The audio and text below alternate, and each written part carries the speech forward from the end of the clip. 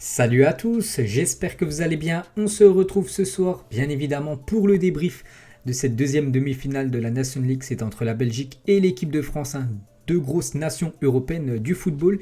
Et c'est les Français qui se sont imposés un 3-2 contre l'équipe belge. Et l'équipe de France, du coup, file en finale. Elle jouera dimanche soir à 20h45 contre l'équipe espagnole. Donc un match complètement fou, ce Belgique-équipe de France. Vu que la Belgique a mené 2-0 à la mi-temps et l'équipe de France a réalisé un comeback, une remontada, on peut dire ça, et en inscrivant 3 buts en deuxième mi-temps.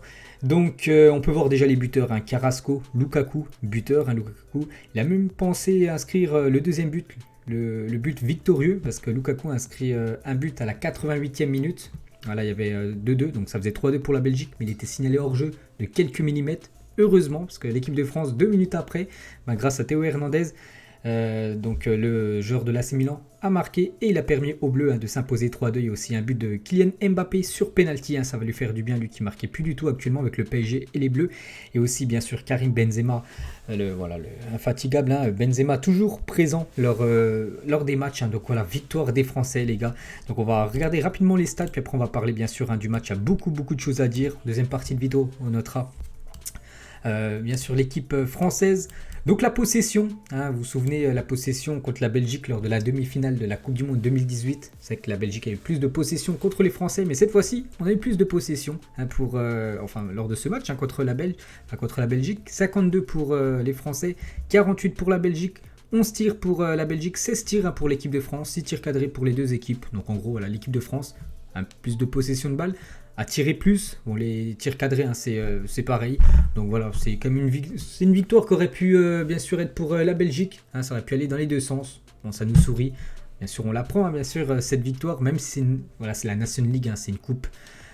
C'est pas ouf, mais voilà, ça reste quand même une victoire contre une équipe quand même qui est actuellement classée au premier classement, en première position du classement FIFA. Donc voilà, c'est quand même une très belle victoire pour les Bleus et surtout.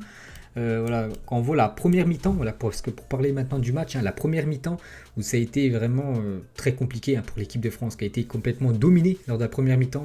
Peut-être un 10, un quart d'heure où ils ont réussi à avoir la possession de balle, mais sinon voilà, la Belgique était largement supérieure bien sûr aux Bleus en première mi-temps. Il y avait 2-0, c'était plutôt logique. Personne, je pense, aurait pu miser bien sûr une victoire de l'équipe de France en deuxième période. Et chose faite, parce que l'équipe de France, dès la mi-temps, je pense, ça a fait énormément de bien à cette mi-temps. Didier Deschamps, il a dû leur dire, sinon les gars, on va sortir, on va se faire éliminer. Est-ce que vous voulez aller en finale? Voilà, tout le monde bien sûr était pour, donc mettez une grosse pression et c'est ce qu'ils ont fait toute la deuxième mi-temps, de la 45e à la 90e minute. Il y avait une grosse pression. Et on a vu beaucoup de pertes de ballon des joueurs belges qui étaient sous pression à cause des attaquants français, Benzema, Mbappé, Griezmann. Ils ont tous fait l'effort. Vraiment, le bloc français était très haut dans la partie belge lors de la deuxième mi-temps. Puis voilà, ils ont perdu beaucoup de ballons, même comme Kevin De Bruyne, qui n'a pas fait un grand match ce soir. Lui qui est réputé quand même pour perdre très peu de ballons, mais là on a perdu ce soir avec la pression des Français. Donc très belle réaction, parce que heureusement ils n'ont pas fait la même, la deuxième mi-temps, pareil que la première, parce que sinon ça aurait été un désastre pour l'équipe de France. On a réagi, on gagne le match en plus, donc c'est quand même pour moi quasiment un miracle, parce que je ne voyais pas du tout les Bleus revenir. Après on a vu qu'il y avait des intentions à la mi-temps, on a marqué quand même la 62e avec Benzema, après tout a été possible, puis après Mbappé, Théo Hernandez, un but hors jeu pour la Belgique, tout est à notre faveur on va dire pour... surtout en deuxième période, donc voilà, on prend bien sûr les gars, c'est quand même une finale d'une compétition, la Nation League. On verra maintenant dimanche, dimanche ça sera bien sûr l'Espagne, mais bon voilà, on a fait le taf ce soir et ça fait plaisir.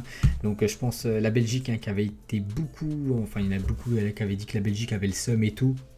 Donc là je pense qu'il va encore avoir pas mal le seum parce qu'avec cette défaite surtout à la 90e minute alors qu'il menait 2-0, je pense que ça va être compliqué pour les supporters belges ce soir et même demain.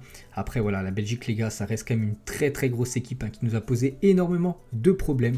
Heureusement pour nous, surtout tant mieux pour nous puisqu'on gagne ce match. Donc voilà les gars, ce qu'on pouvait dire de cette rencontre. Donc maintenant, on va noter bien sûr les joueurs de l'équipe de France. Donc la compo de départ, donc Deschamps, il a pris encore un risque. Il a dit qu'il voulait faire cette compo en 3, on va dire 5-2 ou 3-4-3, bref. Donc on commence tout d'abord avec Hugo Lloris, le gardien de l'équipe de France. Hugo Lloris, Donc à chaque fois, hein, bien sûr, je mets mes notes. Donc ça là, c'est les notes de l'équipe. Donc moi, Hugo Lloris, je mets une note 2,5. Match moyen de sa part. Donc déjà, le premier but, bon, il est prêt à contre-pied. Voilà, c'est en plus la balle, elle arrive vraiment, elle arrive pas vite, elle arrive quand même doucement. La frappe de Yannick Carrasco. Contre-pied, bon voilà, c'est un but. Là, moi, ce que je reproche, hein, c'est le deuxième but, le but de Lukaku. Hein, je pense qu'il couvre pas assez son premier poteau. Après, très beau but, hein, de l'attaquant belge. Donc, je lui mets 5, les gars. Pourquoi je lui mets quand même la moyenne? Parce qu'il a quand même sauvé l'équipe de France, avec la frappe de Kevin De Bruyne en tout début de match. Et aussi avec les peu de frappes qu'ont eu les Belges en deuxième période. Il a répondu présent. Donc, je lui mets quand même la moyenne. Voilà, surtout vu que l'équipe de France s'est imposée. Voilà, je lui mets 5 à Hugo Lloris. Mais voilà, il n'a pas été énorme, hein, ce soir. Il a vraiment été très limite, hein. Le gardien français, heureusement, qui a la victoire au bout. Mais voilà, sur les deux buts, hein, il n'est pas irréprochable. On commence dans la défense. Lucas Hernandez. Donc Hernandez, le grand frère, hein, vu qu'il y a aussi Théo, hein, qui joue. Donc Lucas Hernandez, je lui mets une note 2,6. Match satisfaisant, voilà, de sa part. Je lui mets quand même la moyenne. Si j'aurais pris qu'en compte la première mi-temps, hein, il aurait mérité un 3, un 4, voilà, un 4 à la limite. Donc là, vu qu'il y a la deuxième mi-temps, il y a la victoire au bout, je mets comme une note de 6. Hein, il a été très peu en danger en deuxième période, surtout en première période où il y a eu beaucoup de mal avec Eden Hazard devant, avec Kevin De Bruyne, Lukaku, tout ça, voilà, qui lui posait pas mal de soucis. En deuxième, ça a été, donc bien sûr, on fait un équilibre, hein, donc je mets une note de 6, les gars, pour Lucas Hernandez. La même chose, hein, les gars, pour Raphaël Varane. Voilà, sur les trois. Voilà, Hernandez, Varane, Koundé, je pense que Varane, c'est celui qui a été le meilleur ce soir. J'ai pas monté jusqu'à 7 quand même, parce que l'équipe de France a quand même pris 2 buts. La première mi-temps, ça a été une catastrophe. Donc je mets 6, les gars, vraiment pour équilibrer. Donc 6, hein, pour Hernandez, 6 pour Varane et 6 aussi pour Koundé. Hein, Koundé, je me souviens encore de son tacle, hein, sur Eden Hazard en première période, où Eden Hazard est face à face avec Hugo Lloris. Et vraiment, il se sacrifie et surtout, il arrive à faire enlever la balle de Eden Hazard. Et surtout, sans faute. Donc vraiment, très beau geste défensif, hein, de Jules Koundé. Donc une note de 6 aussi pour Koundé. Donc voilà, toute la défense de l'équipe de France, 6. On passe au milieu de terrain et on commence avec Théo Hernandez. Donc Théo Hernandez, une note 2,7 pour le joueur de l'AC Milan. Donc bon match déjà dans sa part, hein, globalement bien sûr, mais surtout il inscrit ce but, les gars. C'est lui qui a inscrit le 3e but de l'équipe de France à la 90e minute de jeu. C'est lui qui permet à l'équipe de France de filer en finale. Donc bien sûr une note de 7, les gars. Il est décisif. Bon match de sa part, hein. Je ne peux pas non plus augmenter, les gars, parce que voilà, il y a quand même une première mi-temps, hein. Voilà, c'est le match, hein, c'est 90 minutes. Là vraiment je note sur les 90 minutes. Donc je mets 7, les gars, même s'il a été décisif. Hein, je pense qu'on a peut-être quand même mis 8. Bon, peut-être pas 9, mais au moins 8. Mais je trouve que 7, voilà, c'est une note raisonnable, hein, pour Théo Hernandez sur ces 90 minutes de jeu. Donc en plus, très belle frappe, hein. Vraiment, lui et son frère, hein, les deux Hernandez, les gars, hein, je pense vraiment que ça peut vraiment s'installer, hein, dans ce groupe France. Et comme ça, pourquoi pas, hein, continuer à jouer ces matchs en 3 défenseurs et vraiment utiliser Théo Hernandez en mode défensif, mais surtout en mode offensif, parce qu'on sait que c'est un joueur qui va très vite, c'est un joueur en mode piston. Et vraiment, je pense que sur ce côté gauche, pour moi, c'est plus fort que Lucas Digne, hein, Théo Hernandez. Donc voilà, parfait pour lui, en plus buteur. Donc une note de 7. On passe à Adrien Rabiot. Rabiot, une note de 6, hein, j'ai mis une note de 6, c'est lui. Il est sorti, je crois, à la 65e, hein, je me souviens, Adrien Rabiot. Donc voilà, il a fait son match. Bon, première mi-temps, hein, voilà, je me souviens surtout de cette première mi-temps où vraiment le milieu français a eu beaucoup de mal, hein. Il y avait des séquences de la Belgique, hein, moins de un quart d'heure, 20 minutes, où les Bleus n'arrivaient pas à faire 2-3 passes de suite. Donc il a souffert, les gars. Rabiot, bon, il a quand même fait son match, hein, je mets une note de 6, un match satisfaisant. Paul Pogba, les gars, Pogba, la même chose, hein. J'hésitais avec 7, hein, sauf que j'aurais pu peut-être monter 7 parce qu'il a vraiment monté en régime. En deuxième période, ça a été un bon Paul Pogba. Première mi-temps, hein, comme un peu Rabiot, ça a été compliqué parce qu'il courait beaucoup après le ballon. C'est que c'est des joueurs, bien sûr, qui adorent avoir la balle, mais voilà, à chaque fois courir, hein, récupérer ça, ils n'aiment pas trop. Je lui mets quand même 6, allez, voilà, on va mettre 6 à Paul Pogba. 6 Rabiot, 6 Pogba, mais il a vraiment monté en level, hein, en deuxième période, donc parfait pour le joueur, bien sûr, de Manchester United. Le point faible, les gars, de cette équipe de France, il n'y a rien à dire, hein. Depuis longtemps, on sait que c'est un point faible, hein, ce poste de latéral droit. On n'a pas de latéral droit, on a beaucoup de latéral gauche. On n'a pas de latéral droit. Et Benjamin Pavard, les gars, je lui attribue une note. J'ai hésité entre deux notes, hein. J'ai hésité entre le 2 et le 3. Je vais lui mettre 3, les gars. Voilà, je suis gentil, hein. Bon, ça reste quand même un mauvais match de sa part. Pour moi, ça a été le plus mauvais français ce soir. Mais le problème en équipe de France, c'est qu'on n'a pas d'autres défenseurs droits. On a Léo Dubois, mais bon, c'est pas ouf. On a Mukiele, mais voilà, Deschamps l'appelle jamais. C'est vraiment compliqué, hein, de trouver quelqu'un, enfin, en tant que défenseur droit. Donc bref, hein, pour revenir sur Benjamin Pavard, donc sur le premier but de Carrasco, C'est lui qu'au marquage. Bon, voilà, il marque juste après Carrasco. Le deuxième, je crois qu'il n'y peut rien. Le deuxième, je ne me souviens plus.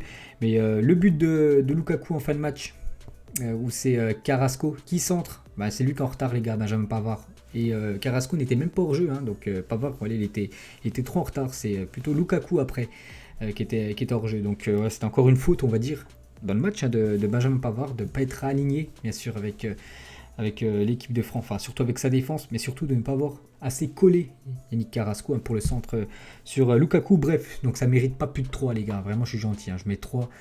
Pavard, voilà, c'est très très limite quand même. Hein. Depuis que sa reprise lors de la Coupe du Monde, hein, il a été exceptionnel. Je pense vraiment sa carrière hein, se fait sur cette reprise hein, contre l'Argentine. Parce que comme il déçoit Pavard, mais le problème c'est qu'on n'a personne à son poste. Donc voilà, 3.